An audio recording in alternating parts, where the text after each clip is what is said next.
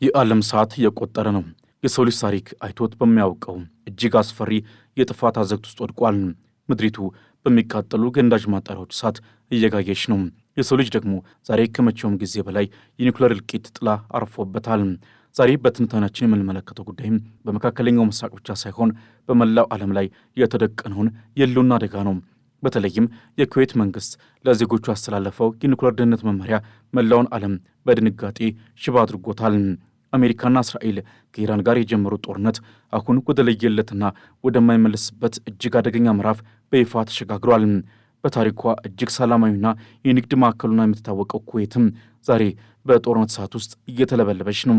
ላለፉት 2 ተከታታይ ቀናትም የኢራን ገዳይ ድሮኖች የአገሪቱን ግዙፍ የነዳጅ ማጣሪያ የሆነውን ሚና አልአህመዲን ኢላማ አድርገዋል። ይህ ማጣሪያ በቀን 730 ሺህ በርሜል ነዳጅ የማጣራት አቅም ያለው የኩዌት የኢኮኖሚ ዋልታ ነበር። ሆኖም ግን የኢራን ድሮኖች ማጣሪያውን በሰዓት አጋዩት። ማጣሪያ ውስጥ የሚገኙ በርካታ ክፍሎች ወድመው ስራ አቁመዋል። የአገሪቱ ብሔራዊ ነዳጅ ኩባንያ እሳቱ ተስፋፍቶ እንደነበር ቢገልጽም እስካሁን የሰው ሕይወት አለመጥፋቱን ለማረጋገጥ ሞክሯል።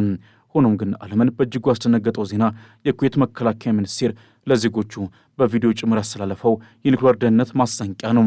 የአገሪቱ ባለሥልጣናት እጅግ አሳሳቢ በሆነ ድምፅ ዜጎቻቸውን እንዲህ ሲሉ አዘዋል።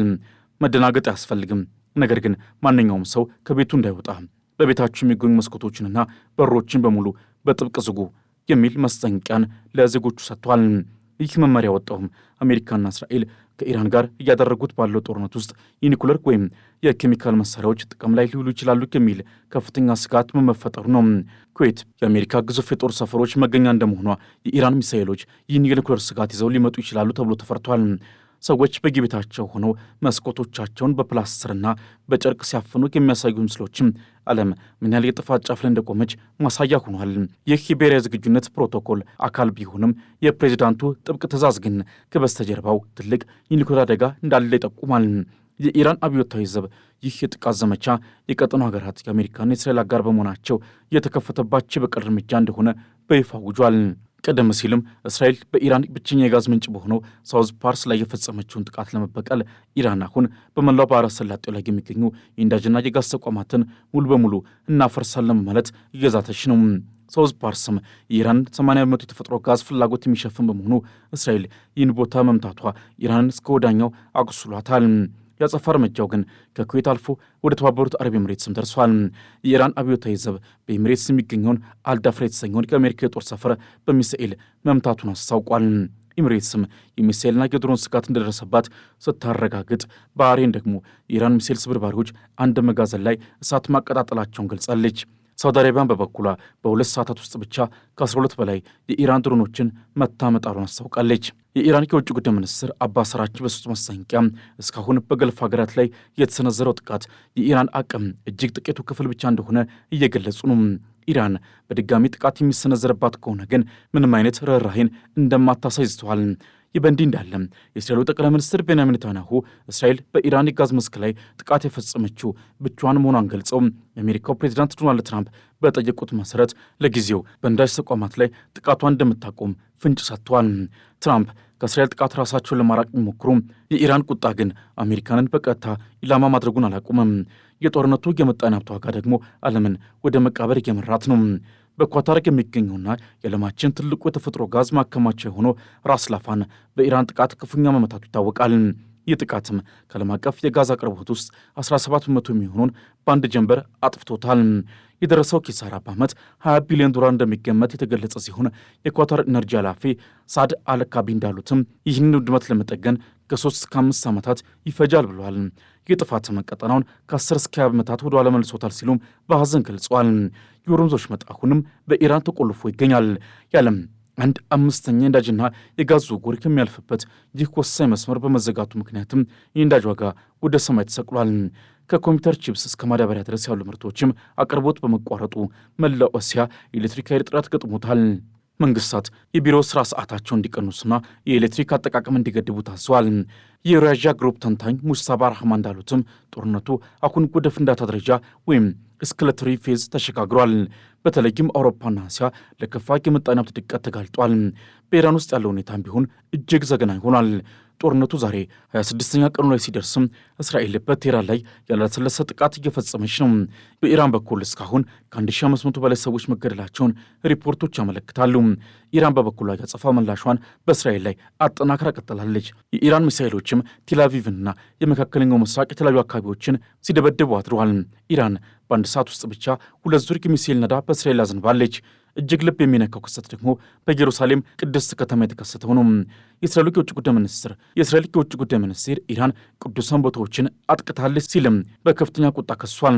በኢየሩሳሌም ጥንታዊ ግንብ አቅራቢያ የሚሳኤል ስብርባሪ መውደቁ የታወቀ ሲሆን ይህ ስፍራ ለአይሁድ ለሙስሊምና ለክርስቲያኖች እጅግ የተቀደሱ ከሆኑት አላክሳ መስጂድ፣ የምዕራባዊው ግንብ እንዲሁም የትንሣኤ ቤተ ክርስቲያን እጅግ ቅርብ ነው። ሚሳኤሉ በዚዮን ጌት አቅራቢያ መውደቁ የታወቀ ሲሆን ይህም ሃይማኖታዊ ስሜቶችን በእጅጉ ቀስቅሷል። በዚህ ሁሉ ምስቅልቅል ውስጥ የኢራን አብዮታዊ ዘብ ቃል አቀባይ ኢራን አሁንም ሚሳኤሎችን እየገነባች ነው፣ ጦርነቱም ጠላት እስኪዝል ድረስ ይቀጥላል ማለታቸው ስጋትን ፈጥሯል።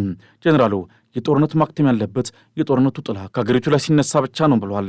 ከዚህ ባለፈ እስራኤል ጥቃቷን ወደ ሶሪያ ማስፋፍታለች። በደቡባዊ ሶሪያ በሱዋይዳ ግዛት የሚኖሩ ድሩዝ ማህበረሰቦች ላይ ደረሰው ጥቃት ምላሽ በሚል እስራኤል በሶሪያ መሠረተ ልማቶች ላይ የአየር ድብደባን ፈጽማለች።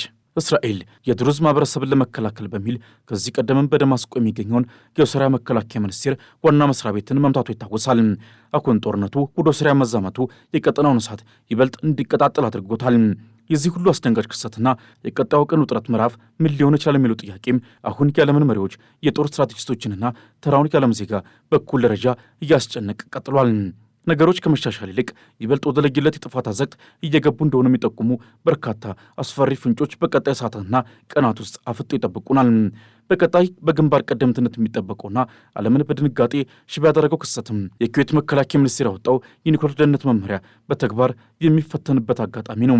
መስኮቶቻችሁንና በሮቻችሁን አፍኑ የሚለው ትዕዛዝም ዝም ብሎ የመጣ ሳይሆን የጦርነቱ ቀጣይ አቅጣጫ ወደ ኬሚካል አሊያም ታክቲካዊ ኒውክሌር መሳሪያዎች አጠቃቀም ሊሸጋገር እንደሚችል ትልቅ መልእክት ሆኗል። የአሜሪካና የእስራኤል ጥምር ኃይል የኢራን የኒውክሌር ጣቢያዎች ለመምታት ቀዩ መስመር የሚሻገሩ ከሆነ ኢራን ደግሞ በአካባቢው በሚገኙ የአሜሪካ የጦር ሰፈሮች ላይ ያልተመጣጠንና አውዳሚ ምላሽ እንደምትሰጥ ይጠበቃል። ይህ ደግሞ መላውን የገልፍ ሀገራት ወደማይመለስ የጨረር ቀጠና ሊቀይራቸው ይችላል። በወታደራዊ ረገድም በቀጣይ የሚጠበቀው ትልቁ እርምጃ እስራኤል ጥቃቷን ወደ ሶሪያና ሊባኖስ እምብርት በከፍተኛ ሁኔታ ማስፋፋቷ ይሆናል። የድሩዝ ማህበረሰብን ለመከላከል በሚል ሰበብ እስራኤል ወደ ሶሪያ የውስጥ ግዛት ዘልቃ መግባቷ የሶሪያን መንግስትና በዚያ የሚገኙ ሩሲያ ኃይሎችን በቀጥታ ወደ ጦርነቱ ሊስባቸው ይችላል። በሊባኖስ በኩል ደግሞ 1 ሚሊዮን ህዝብ ተፈናቅሎ ባለበት በዚህ ሰዓትም ከእስራኤል ምድር ወራ ወደ ቤይሩት መዲና ከተማ ሊጠጋ እንደሚችል ይገመታል። ሂዝቦላ ደግሞ እስካሁን ያልጠቀመባቸውን እጅግ ዘመናዊና ረጅም ርቀት የሚመቱ ገዳይ ሚሳኤሎችን ወደ ቴልአቪቭ ሰማይ ጠቀስ ህንፃዎች በማዝነብ እስራኤልን ለማንበርከክ እንደሚሞክር ይጠበቃል። ሌላው እጅግ አሳሳቢ ጉዳይ ደግሞ የኢራን ከፍተኛ አመራሮች አንድ ባንድ መታደናቸው በቀጣይ የሚያስከትለው የቁጣ ማዕበል ነው። አዲሱ ጠቅላይ መሪ ሙጅተባ ካሜኒም ራሳቸውን ከጥቃት ለመከላከል ሲሉ ይበልጥ ጨካኝና የማይገመቱ ትዕዛዞችን ሊያስተላልፉ ይችላሉ። በተለይም በመካከለኛው እስራኤል በሚገኙ ቅዱሳን ቦታዎች አቅራቢያ የወደቁት ሚሳኤሎችም በቀጣይ ጦርነቱ ወደ ሃይማኖታዊ እልቂት እንዲቀየርና በመላው እስላማዊ ዓለም ከፍተኛ ቁጣ እንዲቀሰቀስ መንገድ ሊከፍት ይችላል። በምጣኔ ሀብት ዘርፍ ግን ዓለም ወደማይመለስበት የጨለማ ዘመን ለመግባት ጥቂት እርምጃዎች ብቻ ቀርተዋታል። የኳታሩ ራስ ላፋን የተፈጥሮ ጋዝ ተርሚናል ወድሞ መቆየቱና የሆርሙዝ ወሽመጥ ተዘግቶ መቀጠሉ በቅርቡ በአውሮፓና በእስያ የኤሌክትሪክ ኃይል ሙሉ በሙሉ እንዲቋረጥ ሊያደርግ ይችላል። የኳታር ኤነርጂ ኃላፊ እንዳሉትም የጥፋት ቀጠናውን ለ20 ዓመታት ወደ ኋላ የሚመልስ ከሆነ የዓለም የንግድ ስርዓትም ለረጅም ጊዜ ሽባ ሆኖ ይቆያል። በቀጣይ ቀናትም የነዳጅ ዋጋ $200 ብቻ ሳይሆን ከዚያም በላይ በመዝለል የዓለምን ትራንስፖርትን ኢንዱስትሪ ሊያቆሙ ይችላል። ሰዎች ለምግብና ለኃይል የሚከፍሉት ዋጋም ወደ ሰማይ ሲሰቀል በመላው ዓለም በተለይም በታዳጊ ሀገራት መካከል ትልቅ ረሃብና አመፅን ሊከሰት ይችላል የሚለው የፖለቲካ ተንታኞች ስጋትም አይሏል። በተጨማሪም በአሜሪካና በእስራኤል መካከል ያለው የዓላማ መለየት በቀጣይ ለጦርነቱ ትልቅ ፈተና ይሆናል። ቤንያሚን ኔታንያሁ እስራኤል ብቻዋን እየወሰደች ያለችው እርምጃ በትራምፕና በኔታንያሁ መካከል ስንጥቅ ሊፈጥር ይችላል። ትራምፕም ከኢራን ጋር ዲፕሎማሲ የመውጫ መንገድ በሚፈልጉበት በዚህ ሰዓትም እስራኤል ግን ጦርነቱን እስከ መጨረሻው ጥፋት የመግፋት ፍላጎት አለት። የልዩነት ደግሞ አሜሪካ ከእስራኤል ጎን ያላትን ወታደራዊ ድጋፍ እንድትቀንስ አሊያም እስራኤል ያለ አሜሪካ ፈቃድ የባሰ እርምጃ እንድትወስድ ሊያደርጋት ይችላል። እስካሁን ባለው መረጃም በሊባኖስ ውስጥ በእስራኤል ጥቃት ምክንያት ከ1000 በላይ ሰዎች የተገደሉ ሲሆን 1 ሚሊዮን የሚጠጉ ዜጎች ተፈናቅለዋል። እስራኤልም ከ500 በላይ የሂዝቦላ ተዋጊዎችን ገድያለሁ ብላለች። በእስራኤል በኩል ደግሞ በኢራን ሚሳኤሎች 15 ያህል ሰዎች ሲገደሉ በዌስት ባንክ ደግሞ 4 ሰዎች ሕይወታቸውን አጥተዋል። ቢያንስ 13 የአሜሪካ ወታደሮችም በዚህ ጦርነት ሕይወታቸውን አጥተዋል። በአጠቃላይ ዛሬ በመካከለኛው ምስራቅ ሰማይ ላይ የሚታየው የሚሳኤል እሳት ብቻ አይደለም፣ የሰው ልጅ የኒውክሌር እልቂት ስጋትም ጭምር ነው። የኩዌት የኒውክሌር ማስጠንቀቂያም፣ የኳታር ጋዝ ተቋማት መጋየት፣ የኢራን ጀነራሎች መገደልና የሆርሙዝ ወሽመጥ መዘጋት ተደምረው ዓለምን ወደ ታሪክ ትልቁ ውድቀት እየመራዋት ነው። ዓለም አሁን በትልቁ የምጠባበቀው የሰላሙ ድምፅ ሳይሆን ቀጣዩን የኒውክሌር ፍንዳታ የትኛው ከተማ ላይ ሆን የሚለውን ነው።